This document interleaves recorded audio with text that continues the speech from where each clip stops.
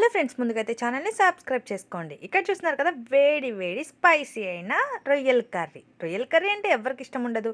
బయట తినే రొయ్యల కర్రీ అలాగే ఫ్రాన్స్ బిర్యానీ తింటానే ఉంటాం, కానీ ఇంట్లో చేసుకుంటే ఉంటుంది మజా. ఎనీవే ప్రాసెస్ అయితే స్టార్ట్ చేద్దాం. ముందుగా అయితే ఫ్రెష్గా కడిగిన ఒక హాఫ్ కేజీ రొయ్యల వరకు తీసుకున్నానండి. కానీ రొయ్యల్ని క్లీన్ చేయడం అంటే మాటలు కాదండి, మామూలుగా తీస్తే సరిపోదు. యాక్చువల్లీ ఇక్కడ రొయ్యలది లేయర్ ఒకటి ఉంటుంది అనమాట, ఆ లేయర్ కూడా తీస్తేనే బాగుంటుంది. ఎనీవే ఇప్పుడు ప్రాసెస్లోకి వెళ్దాం. ఇప్పుడు ఇందులో రొయ్యల్లో ఒక హాఫ్ టేబుల్ స్పూన్ వరకు పసుపు వేసుకోండి. అలాగే 2 table spoon or 3 table spoon వరకు కారం వేసుకోండి.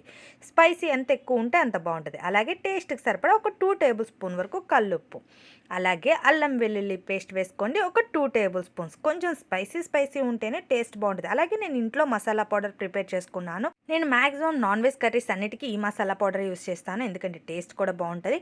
ఈ మసాలా పౌడర్ ఒక 2 టేబుల్ స్పూన్ వేసుకుని మొత్తాన్ని మిక్స్ చేసుకోవాలి. ఇలా మిక్స్ చేసుకుని పక్కన పెట్టుకుంటే బాగుంటుంది. ఈ మసాలా పౌడర్ ఏం లేదండి, ధనియాలు, జీడిపప్పు, లవంగాయలు, దాల్చిన చెక్క అన్నీ కలిపి వేసుకున్నాను అనమాట. ఇంకా మనం కర్రీ ప్రాసెస్లోకి వెళ్ళిపోదాం. కర్రీ ప్రాసెస్ చాలా అంటే చాలా ఈజీ. రొయ్యల కర్రీ చాలా ఫాస్ట్గా అయిపోతుంది. ఎనివి పొయ్యి మీద అయితే ఒక బాండీ పెట్టుకుని అందులో కర్రీకి సరిపడా ఆయిల్ అయితే వేసుకోండి. ఆయిల్ ఎక్కువ ఉంటేనే బాగుంటుంది. రొయ్యల కర్రీ అనగా చేపల కర్రీ అనగా ఆయిల్ ఎక్కువ వేసుకోవాలన్నమాట. ఎనివి ఇందులో అయితే సన్నగా కట్ చేసుకున్న ఆనియన్స్ నేను ఒక 3-4 వరకు తీసుకున్నాను, ఎందుకంటే గ్రేవీ ఎక్కువ కావాలనుకుంటే కంపల్సరీ తీసుకోవాలి. ఇలా కట్ చేసుకుని ఆయిల్లో వేసుకోవాలి. ఒక 2-3 మిర్చి సన్నగా కట్ చేసుకుని వేసుకోవాలి. స్టవ్ అయితే హై ఫ్లేమ్ అస్సలు పెట్టొద్దండి, మీడియం ఫ్లేమే ఉంచండి. చాలా ఫాస్ట్గా అయిపోయే కర్రీ కదా. ఎనివే ఇలా మొత్తాన్ని మిక్స్ చేసుకొని దీనిపైన మూత వేసుకోండి. కొంచెం కుదిరితే సాల్ట్ కూడా వేసుకోండి. మూత వేయడం వల్ల ఏంటంటే ఆనియన్స్ అన్ని ఫాస్ట్గా మగ్గుతాయి. ఎనివే ఈ ఆనియన్స్ ఏంటంటే పచ్చిగా కూడా ఉండవన్నమాట.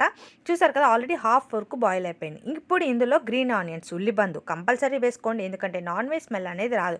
చేపల్లో అనగా రొయ్యల్లో అనగా ఇది వేస్తే చాలా టేస్ట్ ఉంటుంది అనమాట.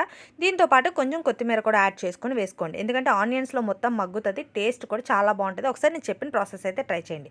ఇప్పుడు దీని మొత్తాన్ని కూడా మిక్స్ చేసుకోవాలన్నమాట. చూడండి, నేను ఆల్రెడీ మూత కూడా వేసి ఉంచాను. మూత వేయడం వల్ల ఏంటంటే ఇవి ఫాస్ట్గా మగ్గిపోతాయి అనమాట. ఎనీవే మనం ముందుగా రొయ్యల కర్రీ అయితే మొత్తాన్ని మసాలా పెట్టుకున్నాం కదా రొయ్యల్ని, వీటిని ఈ ఆనియన్స్లో వేసేసుకోవాలి.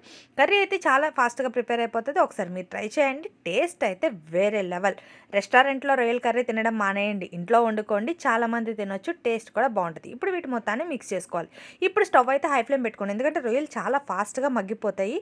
అలా అని కంటిన్యూషన్ హై ఫ్లేమ్ ఉంచుకోండి, మాడిపోవడం కూడా ఫాస్ట్గానే మాడిపోతాయి అనుకోండి. ఎనీవే స్లో మీడియం ఫ్లేమ్ పెట్టుకోండి. ఒకసారి మొత్తం మిక్స్ చేసుకున్న తర్వాత మీడియంలో పెట్టుకుని చూసారు కదా, నేను చూపించిన విధంగా చేసుకోండి. మినిమం నాకు తెలిసి ఒక 10 మినిట్స్లో రొయ్యల కర్రీ అయితే ప్రిపేర్ అయిపోతుంది. క్లీనింగ్కి టైం పట్టేది, కానీ వండడం అయితే ఈజీ, తినడం కూడా ఈజీనే రొయ్యల కర్రీ. ఎనీవే వీటి మొత్తాన్ని మిక్స్ చేసుకున్న తర్వాత మళ్ళీ మూత వేసి ఉంచండి, ఎందుకంటే రొయ్యలు అనేది చక్కగా మగ్గుతాయి, వాటర్ అంతా బయటకు వస్తుంది అనమాట. టేస్ట్ అయితే వేరే లెవెల్ ఉంటుంది. ఎనీవే మీకు కనుక నా ప్రాసెస్ నచ్చితే మాత్రం ఛానల్ సబ్స్క్రైబ్ చేసుకోండి, అలాగే వీడియో చూసి వదిలేకండి, లైక్ కూడా చేయండి. చూసారు కదా, వాటర్ అయితే ఎలా వచ్చిందో, రొయ్యలు కూడా మంచిగా ఉడికిపోయినాయి అనమాట. ఇది యాక్చువల్లీ ఆంధ్ర స్టైల్ రొయ్యల కర్రీ అనమాట. మా అమ్మ వాళ్ళు అందరూ ఇట్లానే ఉండేవాళ్ళు, అలాగే నేను ఉండాను. కానీ నేను కొంచెం ఇందులో ఏంటంటే స్పెషల్ ఏంటంటే నేను మసాలా అనేది యాడ్ చేశాను. మా ఇళ్ళల్లో అయితే మసాలా వేయరండి, నేను ఓన్గా చేసుకుంటున్న మసాలా పౌడర్ అయితే వేసుకుంటాను, ఎందుకంటే స్పైసీ ఉంటే కొంచెం బాగుంటుంది కదా అని. ఎనీవే ఇలా మొత్తం మగ్గిపోయిన తర్వాత ఇంకొంచెం ఉల్లిబందు అలాగే కొత్తిమీర వేసుకోండి.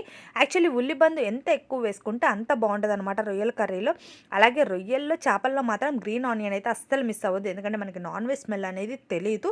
టేస్ట్ కూడా చాలా బాగుంటుంది. ఎవరైనా వచ్చినప్పుడు ఇలా ఈ ప్రాసెస్లో రొయ్యలు ఇగురులాగా అలాగే గ్రేవీ లాగా వండి పెట్టండి, అబ్బా సూపర్ ఉంది అంటారు. నేనైతే బాగా ఇష్టం, నాకైతే బాగా నచ్చుతుంది. మా హస్బెండ్ కూడా ఇలా వండితే మాత్రం చాలా టేస్టీగా తింటారనమాట. చూసారు కదా, ఇప్పుడైతే మొత్తాన్ని మిక్స్ చేసుకున్నాం. యాక్చువల్లీ ఇప్పుడు ఇందులో వాటర్ యాడ్ చేయాలన్నమాట. నాకు ఎందుకో కొంచెం స్పైసీ తగ్గినట్టు అనిపించింది, అంటే కారం కొంచెం స్పైసీ తక్కువ ఉంది, అందువల్ల ఇంకో 1 టేబుల్ స్పూన్ అడిషనల్ యాడ్ చేసుకున్నాను. కర్రీ ఎర్రగా ఉంటే బాగుంటుంది కదా, కానీ స్పైసీ ఎక్కువ వేసుకోకండి, మరీ ఘాట్ ఎక్కేటట్టు. యాక్చువల్లీ నా కారం అంత ఘాట్ లేదనమాట, అందువల్ల వేసుకున్నాను. అలాగే ఉప్పు కూడా చూసుకోండి, ఒకవేళ చాలకపోతే ఇప్పుడే మిక్స్ చేసుకుంటే బాగుంటుంది. కర్రీ అంతా అయిన తర్వాత అయితే ముక్కకు పట్టినట్టు అనిపిది అనమాట. ఎనివే చూసారు కదా, నాకైతే మంచిగా కర్రీ అయితే ఉడికిపోయింది. చూసారు కదా, ముక్క ఇలా ఉడికిన తర్వాత ఇందులో ఒక 1 గ్లాస్ ఆర్ 2 గ్లాసెస్ వరకు అయితే వాటర్ పోసుకోండి. వాటర్ పోసిన తర్వాత అయితే ఎప్పుడు స్టవ్ మీడియం ఫ్లేమ్ అసలు పెట్టొద్దు, హై ఫ్లేమ్ పెట్టేసేయండి, ఫాస్ట్గా అయిపోతుంది. 5 or 10 మినిట్స్లో కుక్ అయిపోతుంది. ఇలా గ్రేవీగా దింపుకుంటే బాగుంటుంది. రైస్లో తింటే వేడి అన్నంలో సూపర్ అంటుంది. ఎనీవే వీడియో నచ్చితే మాత్రం లైక్ చేయండి, అలాగే సబ్స్క్రైబ్ చేసుకోవడం అస్సలు మర్చిపోకండి. బాయ్.